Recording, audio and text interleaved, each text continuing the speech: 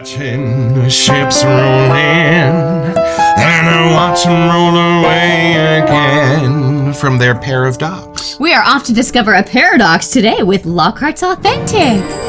It's a beautiful morning with the Barbershop Duet. Hi, I'm Marcus Klinger with Klinger Vocal Studio. And I'm Sarah Vincent with Sarah Vincent Virtual Pilates. And this little love sponge is Elaine Stretch. And together we are the Barbershop Duet. Hey, y'all, come on in. Thank you for finding our little barbershop. If you happen to be here during one of the live premieres on YouTube, why? Come on in the live chat. Meet the Whiff Pack, a cool group of friends hanging out from all over the world. They'd love to meet you too. They would. And for our mention today, we wanted to talk about fire and brimstone from Lockhart's Authentic. Here are the scent notes. Pink pepper, brimstone, patchouli, vetiver, smoke, isoe super, ambroxan, and firewood. I have to say, I reached for this EDP way more than I ever thought I would, and I'm kind of excited because spooky season is on the way. I could bust it out even more. Y'all, when Lockhart sent this out to us, we were like, I'm not sure if I want to smell like legit fire and brimstone, right. And yet this thing has burrowed so far and so deep into our souls, we now understand why it is one of their best sellers. And y'all, look at my face. If you like to layer your scents, oh my God, this thing is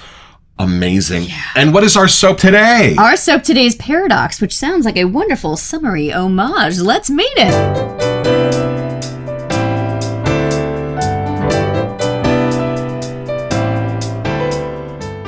All right, y'all, from the sales page at lockhartsauthentic.com. Aqua Dagoon Paradox scent, top notes of mandarin, lime, bergamot, neroli. Mid notes, ozone, jasmine, hyacinth, cyclamen, coriander, and rose, with base notes of white musk, cedar, oak moss, and amber. We love shaving here at Lockhart's, and it's one self-care experience that men or ladies get to own as their own. We've been at it for years, trying to develop the perfect shave soap. It's not as easy as it sounds. You can put super effective oils and exotic ingredients in your product, and then it's not affordable. You can try to make an affordable product, but then it's not a good performer. The market has a huge gap between affordability and performance until now. We set out to develop a shave soap that was among the best in the industry, with super easy blade glide, highly nourishing and moisturizing, and that great post-shave feel. But using ingredients that are affordable, and after years of work, we finally did it. If you've never used a shave soap before, you will be amazed how much better they are than the store-bought shaving creams. They last eons longer than those crazy expensive cans, and they aren't loaded up with chemicals and unpronounceable ingredients, what Douglas calls the nasties. Soap Pro, we are confident you'll find Lockhart shave soap among the best in class in this artisan industry, but at consumer-friendly pricing. And y'all, they already have a leg up because their pomades were so well beloved from the very beginning that their shave soaps kind of took off right out of the gate, and we are so excited for them because these are some of our favorites. Let's take them out of the box.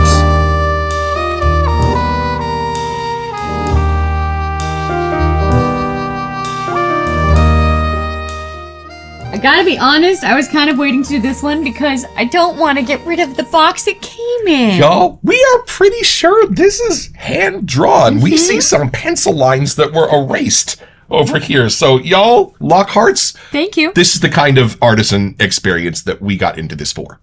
All right. Ooh, look at the orangey color. Yeah, on it's that. kind of got a shine Hey, going on. I see. Oh, no! Hey, guys, happy shaving. Thanks for reaching out. Any questions? Let us know. All our best. Carly and Ron. Hey. I just like to make sure I didn't miss a sticker. I did miss a sticker. See? Always check your packaging. I missed a sticker. Well, it's time to see if we're going to be up against a paradox when we have our first impression.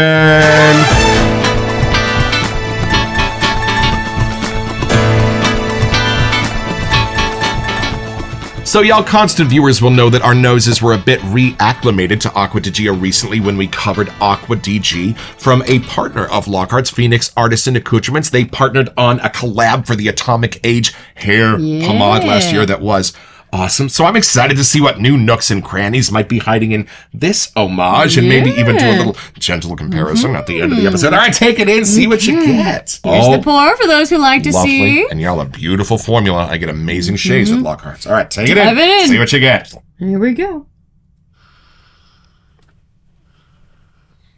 Oh, super crisp, clean. It brings you in with that citrusy side, and there is no escaping summer with this, my Friends. Nice. This is a wonderful summer scent, and you just feel like you're kind of in vacation mode somehow. Immediately on the coast, like there's a fresh breeze outside. Let me see if I can get to the actual like scent notes kind of thing going on here. You can tell it's an homage because of how well it's blended. Like it is actually kind of hard to tell where it goes from the citruses. I mean, I know I read top, mids, base and things, but it's kind of hard to tell where it actually sneaks into the next one because it just flows so smoothly. And I do picture kind of like a bluish kind of color in mind. Sweet. So I don't know if that's like me seeing the ocean or like a marine note or something. Right. But there's just that like cool breeze, but it's summer. So the heat is coming from the sun. Love it. Somehow that's coming through that I know that's creating the summer vibes happening here. Well, that's a little apropos because after we shot our Acqua di Gio episode, we actually looked up the translation of Acqua di Gio. Right. It means water of the day.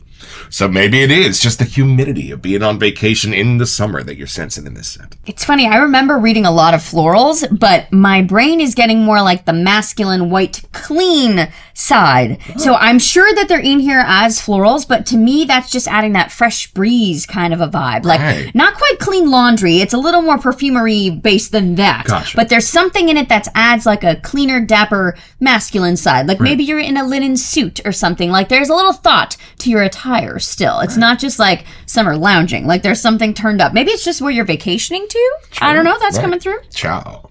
The word that keeps coming to me is crisp and like a clean vibe. So I think I read something about there being musks and things, but to me that's more like the clean laundry kind of dapper, that linen suit side of like it's been pressed, like something's happened to it that you're kind of getting ready for your day. So I definitely get the daytime vibe. Not that you couldn't wear this into evening, but to me I'm starting the day off and I just took a shave and this is the whiff that we were going off to enjoy the day with. It does have the more masculine side, but to me, it can also just take me to a place. Like I do immediately see the coast.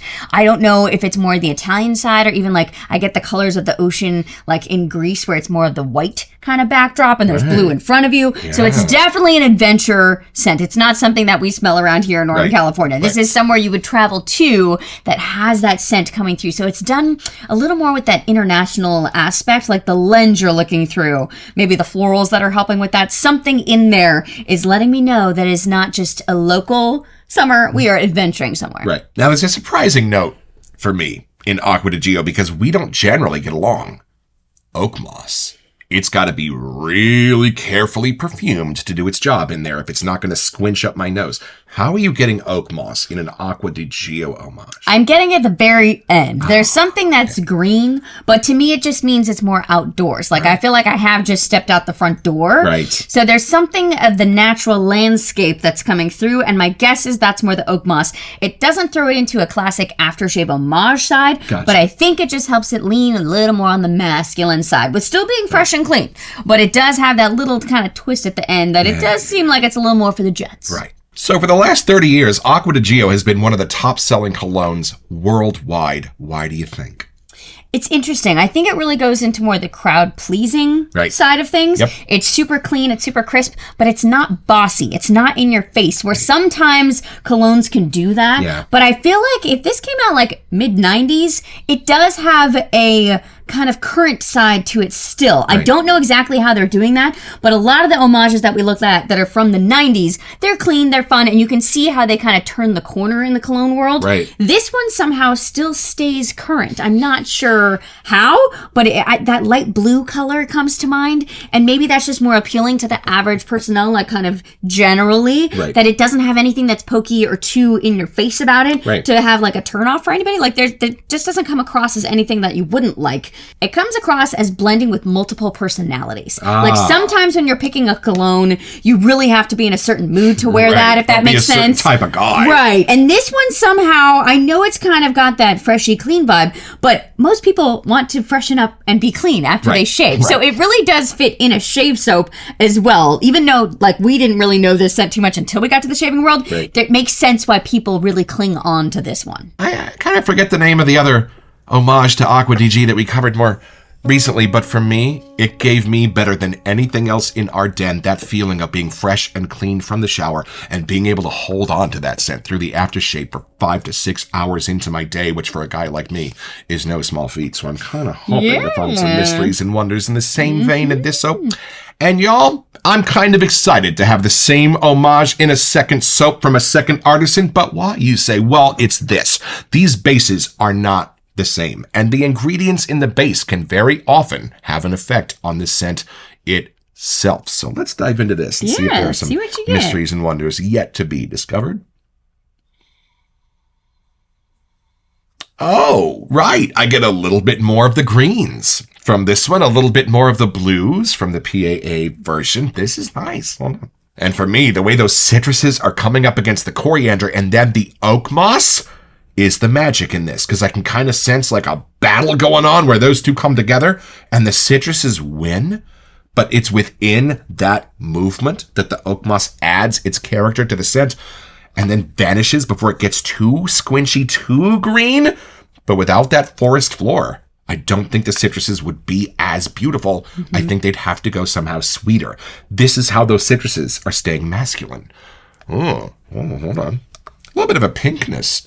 Just a little. Just a slight bit. Maybe. And see, the florals for me are the mystery in this because they are not presenting their full character. They're almost presenting, well, you know that slightly bitter sense you get when you crush a rose petal? Oh, yeah. It's almost that being balanced out with the ozone, which is that like electrical whiff you get next to a copy machine, a big old Rico office job. That kind of thing. That's beautiful. It's almost turning the florals into a sort of an aquatic, and that hyacinth in the middle is present here. It's funny because my brain still doesn't want to call it floral because I feel like we just perceive it as like too pretty, and that's not how they're being used here at all. The florals are disappearing into the ozone for me and just adding a subtle bitter sort of sweetness, almost a sweet sour kind of thing in the center of this without having that floral character. Like jasmine, you usually have trouble hiding that from me, but I'm not sensing it in here. Maybe the way it's coming up in the white musk too. Maybe there's some overlaps between the florals and the musks. See, I think this has endured for 30 years because it's the perfect best friend scent. No matter what personality you put this on, it's not going to pull away from it. It's just going to add to it as if you had an interesting and very clean friend right out of the shower that just walked around with you all day for no good reason. It's funny because in the 90s, I was more like a teenager. So to me, I'm like, okay, would this have been a teenager scent? And I don't think at the time as much, but like something in it does have a fun side that's coming through. I don't think it matters what age you are, but there is something fun about this scent, if that makes sense. And I think it is almost 51% feminine and 49% masculine. Yeah. I know this is a guy's scent, but it has beautiful unisex edges to it, y'all. It's something about the whites, and it must be all those florals that I can see where it would work on me or on you, but that final little few percent, it just pushes it a little more on the dapper masculine side. And y'all come along with us while we build a goony lather and look at these scent notes. All right, y'all, back to the sales page at lockhartsauthentic.com. We start with the perfect friends in the top notes of mandarin, lime, bergamot, and neroli. I don't know how, but they've captured the best qualities of each of these that make them almost become one fruit somehow, if that could make sense. Like the sweet sides are pretty, but they're not too gourmandy. And then the crisp sides are there to keep it clean and fresh. And there's something in this that helps me know it's summer-ish kind of time, maybe spring. But it's definitely got that like sunshine outside vibe. And y'all, it's not the aldehyde outside parts of the fruits, which is what you normally see. They've dived down into some of the pulpy centers of the lime, of the bergamot, which normally for me has too much of a sour kick, but it has been balanced out. I think that sourness is where the jasmine and the hyacinth that we are about to read come in and almost cancel it out, but you're still able to sense that meatiness of the citrus in the middle of this. And then mid notes of ozone, jasmine, hyacinth, cyclamen, coriander, and rose. That's a lot more florals than I thought were in there. Holy cow. Now, question. How are you sensing these florals? Because that's going to be the enigma in this. That's the paradox. It's interesting because if you didn't tell me how many florals were in there, I just get a white, masculine, clean floral. Ah, gotcha. So it's just adding that dapper cleanliness. But so somehow they're picking the best portions of all of those florals and making it almost like they did with the citruses. And they're blending in a way that's creating its own new floral. So it's keeping those florals sharp, but it's balancing it out with something unexpected, electric, and clean. The coriander is there too, and I think that almost keeps it from getting too pretty. Like it's helping the flower. They're still florals, but there's something that turns them into more of that gentle spice that kind of brings it back down to earth a little bit. And maybe that spice is meeting with the amber in the base just a little to be a bit of a perfect friends, giving you that powdered sugar sort of idea in the middle of this. And there's a bit of a paradox here too in these base notes. You rarely see white musk up against oak moss, right? But we start with base notes of white musk, cedar, oak moss, and amber. I would never think to put those four together. No. In scents like this, where it has much more of the citruses and the florals, the lighter, brighter things, right. I feel like you usually need things a little more heavier in the base to kind of show that depth going on. Right. So there must be something in the magic of these four that are helping create that without drawing the scent too dark or too deep. At all. Y'all, it's a country mile from oud or tobacco or anything like that. This is definitely the equator and above, but beautiful in how it's doing it. And this is something you will only find here in the Barbershop Duet. This is the Phoenix Artisan Accoutrements and Lockhart's whiff on 3. 1, 2. Okay.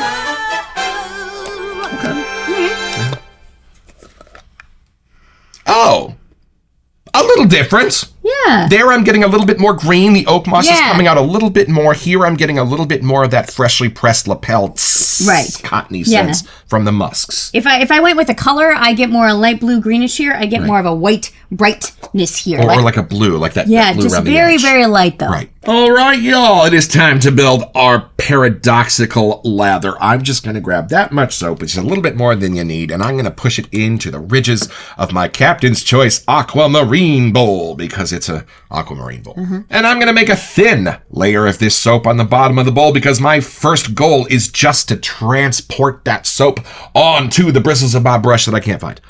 A little water of the day from the Smaldridge Memorial Bougie Sprayer. You like that? And then it's time for the Phantom Aerolite to come at that soap and go forwards and backwards. This is one of my brushes from Phoenix Artisan Accoutrements. It's an homage to the blue of backyard swimming pools of the 80s and 90s. And then every 20 or 30 seconds, I'm going to rotate my brush, give those bristles a new orientation to come at that soap with. If it gets a little bit stingy, you can go down and grab a tiny bit of that water to help bring that soap onto the bristles. But no building a lather yet. We're just transferring the soap first. I'm already getting more whiffs as soon as we add water to that. Whoo, it's waking up. Really filling out. I think they have this scent in one of their pomades, and I do feel like if you had this and got whiffs of it throughout the day, it would be a nice one to get whiffs of, just saying. I love how scent is held in pomade. When I first started wearing it during the day, I'd be like, how am I getting that beautiful Barrister and Man scent in the air? Well, it's my hair. Lasted longer than the aftershave. That's right, I said it. Look at this, beautiful, creamy, and already asking for a little bit more of a drink.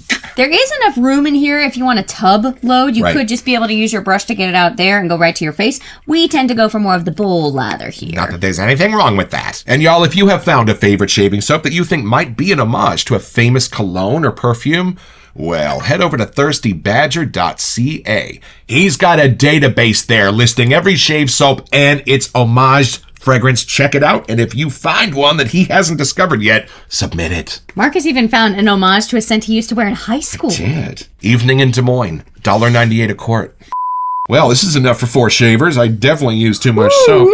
And this is something you will only find here in the Barbershop Duet. This is the, are you sure this is today's water? Whiff on 3. 1, 2.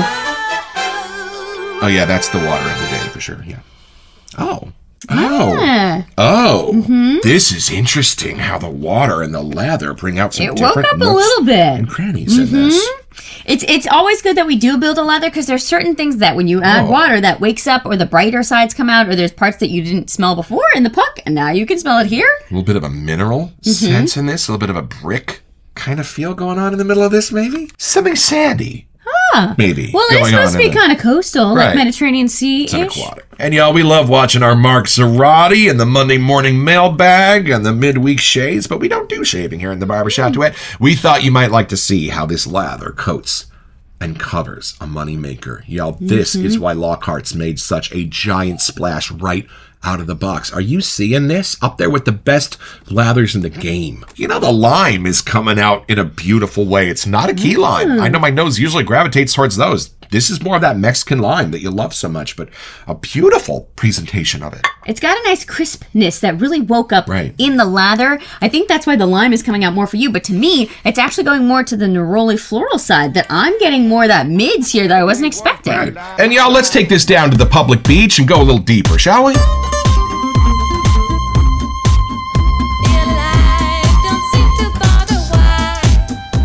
I wonder what would happen if we took something super fresh and something super fire and brimstone and put them together. You want to see? A few moments later. All right, I'm going to put this right here like this. Okay. And then you spray that like, yeah. Yeah. Okay. This is the they should not go well together. Will they go well together with? On 3, 1, 2. You know? That's not bad at all. It's funny, they actually both complement each other. I know. Like kind of how you talk about in the scent, there's bass notes, like this became the bass notes of the top notes of this. They kind of bring out the woodiness in each other. Right? So, if you want to wear this as your EDP, but you have the pomade of Paradox in, Right. they'll still be friends. And if the person next to you recognizes the Aqua di Gio, they're going to wonder, what in the world have you done with it? Well, this makes it more of a paradox, right? Yeah. Right. That's the whole point. What is a paradox, you ask? Well, it's kind of one of those things where man can create for himself, at least in a thought experiment, an impossible situation. For example, the famous one is that you get a gun and a time machine, you go back in the past and you shoot your own grandpa. Will you still be born? That's a paradox. The fact that Marty McFly had to get back to the future because the fuel line in his DeLorean was ripped when there was another DeLorean with another perfectly good fuel line just sitting there in the cave, waiting, minding its own business. That's paradox. Right, Bob Gale? So it's pretty simple, y'all. Just be your own grandpa in the 40s or 50s. Getting ready to go to a sock hop. You're looking fly. You got your suit on. You got a little cologne going on your cheeks. But just about the time the DeLorean streaks in with trails of fire carrying your grandson, you are going to get your own.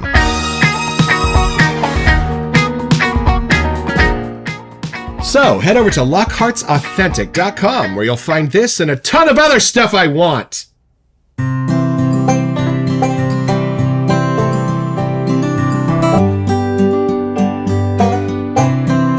Well, I have had my shave, y'all, with Paradox. And while this is a scent with which I am not entirely unfamiliar, I have really come to appreciate the nooks and crannies that are hiding under the surface of this particular homage, including a slight suede leathery hit I get at the very, very end. The quality of this oil is awesome, y'all, and it's on par with the quality of the lather. Lockhart's, you continue to blow our skirts up over our heads with how this works and how it shaves, and we will be back for some more.